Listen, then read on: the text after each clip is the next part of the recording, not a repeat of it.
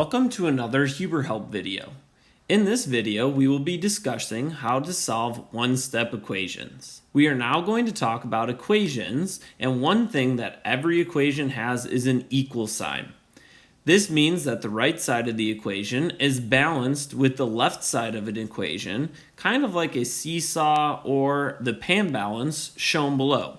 The equations that we are going to look at today will contain a variable like x, and it is going to be our job to find x's value so that both sides of that equation remain balanced. To do this, there are two very important things that we need to remember when we're solving an equation. First, we have to isolate the variable, or that just means to get it by itself. The second is how we're going to do that.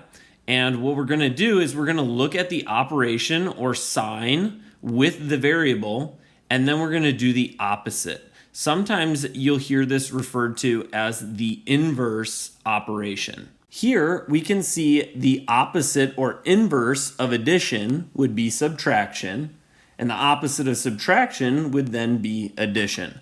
And the same goes with multiplication and division. Now let's look at an example. In this problem, we have x minus 21 is equal to 35. I always like to start by drawing a line down my equal sign so that I can see the two sides of the equation that we have to keep balanced. I then look for the operation that is by that variable. So in this case, we have subtraction.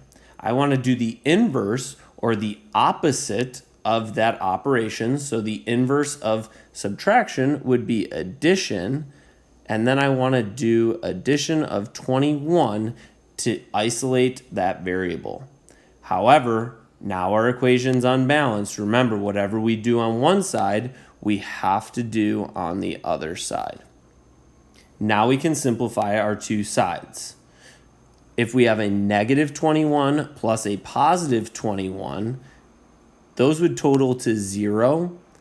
Or we could really just say that they cancel each other out and we don't have to write that 0, because we'll see now that x variable is by itself, which is what we were trying to do, isolate that variable.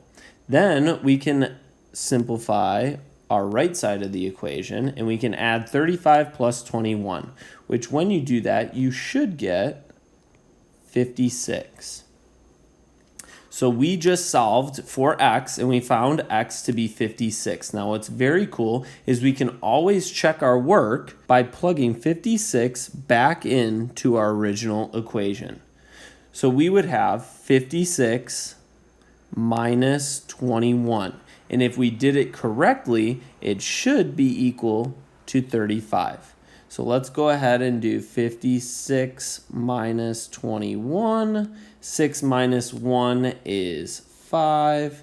5 minus 2 is 3. We got 35. So we know that 56 is the correct answer. Be careful, this is just our check. Our final answer is still x is equal to 56. And that is how we would solve a one-step equation.